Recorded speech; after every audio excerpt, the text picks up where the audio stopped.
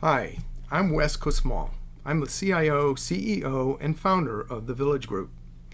CIO means Chief Instigation Officer. I'm also the author of these books, and I'm the founder of Delphi, which was one of the 4 largest online services, along with AOL, CompuServe, and Prodigy, before we sold it to Rupert Murdoch and his News Corporation. Last year, I was appointed by the Secretary General of the International Telecommunication Union to serve as a member of the high-level experts group of the ITU's global cybersecurity agenda. I was appointed to that position because of an observation that I've been pretty vocal about, and that is that security problems are the effect of a bigger problem, and that problem is inauthenticity. The other side of that coin is that if you solve inauthenticity, you solve lots of other problems. Security is just one of them. We learned a lot about the importance of authenticity at Delphi. At Delphi, we were the first to bring the internet to mass audiences. Delphi popularized the internet. No, really. In 1990, everyone was reading about this fascinating and inaccessible thing called the internet. We came along with 2 messages. First, here's how the internet is relevant to your life, and second, here's how you can have it. We transformed the internet from Worldwide Faculty Club to popular media and made good money doing it. We saw the internet inflection point coming, and we saw how to capitalize on it. Today, the authenticity inflection point is right here, right now. This inflection point is about more than the world's information infrastructure. It's about the world's economy, because the awareness economy is about to yield to the authenticity economy. The Village Group is a business incubator. It's an authenticity business incubator, because authenticity is a good business. But we've learned from experience that real authenticity requires components that cannot come from a commercial enterprise. And so we're not completely a business incubator. Some of the organizations we incubate are non-commercial and non-profit. These organizations are built upon a fundamentally new set of assumptions, and I need to explain those assumptions first. The new assumptions come from something we learned at Delphi. I launched Delphi as a closed online service in 1981, 10 years before the ban on commercial traffic on the internet was lifted. Delphi hosted my invention, the world's first computerized encyclopedia. Delphi also provided email, chat, news, weather, sports, stock quotes, etc. Most importantly, Delphi was a collection of professional and avocational social networks. At Delphi, we learned about the relationship between authenticity and privacy. Even if our Delphi member used a pseudonym, back in the office we had his credit card number and address. If the user broke rules or laws while online, we knew how to find him. There was accountability even without published identities. Like the accountability we have with car registrations. Everyone can see your license plate number, but others can't know your identity, except under certain circumstances.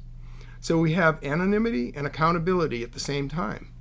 But there has to be a back office whose practices and policies are visible and monitorable and at the same time secure. This can be done. So Delphi was launched at the beginning of the 80s and prospered through the beginning of the 90s until we sold it.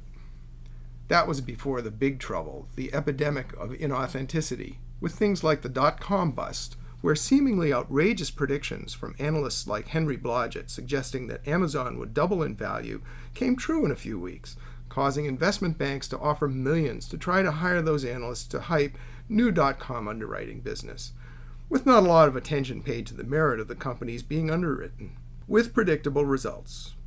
But the big trouble didn't end with the dot-com nonsense. Companies played fast and loose with the facts and got investment banks and respected accounting firms to attest to their fantasies. Do you remember wondering what happened to integrity and authenticity and thinking that things can't possibly get worse than Enron and WorldCom? But of course they did. Mortgage originators and their friends came up with a very imaginative new process, a refining process, if you will, for turning low-grade mortgage ore into golden marketable securities. Each step of the way, the underlying festering junk debt is made a little prettier. The 2 technical terms for this process are securitization and fraud. The refining process tends to make things precarious for a while until, again, the results are predictable. This sign says Lehman Brothers, where vision get. We should have a contest to come up with the best ending to that sentence. Now, what happened to those who attested to the reality of all this stuff? The firms went under, the investors lost everything, but management collected their bonuses and moved on. Fraud and theft have become common business practices on Wall Street. But it's not just Wall Street. MIT Technology Review finally proclaimed that the emperor is naked, the internet is broken. The article calls for a clean slate, and Stanford University responds. But the MIT-Stanford slate isn't clean at all. It addresses mostly internet technology and fails to address the root cause of the problems. The root cause is the same as the cause of the dot-com bust and the cause of the ongoing and worsening epidemic of Wall Street problems. It's all summed up in one word. I'll share that word with you in a minute. At least I'll show it on the screen. It's a word I wouldn't normally use in this kind of setting. But first, let's ask why there are so many security problems online and offline. Let's ask an expert in the marketing of security technology. Let's pause a moment to look at this advice in a magazine for people who sell information technology to you and me.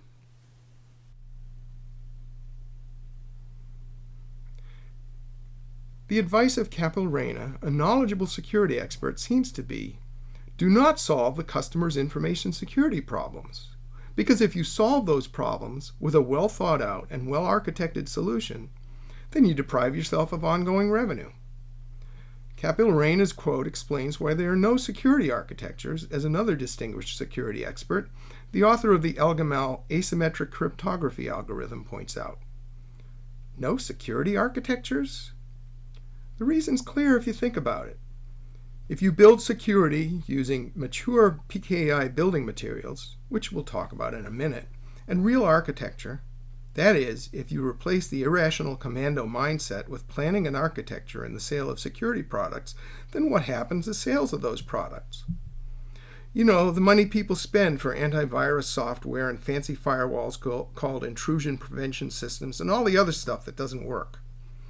If we had simply architected information spaces with a modicum of security provided by an average office building, which is quite possible with the tools of authenticity, much of the information security industry would evaporate. The field of information security is infested with rampant inauthenticity.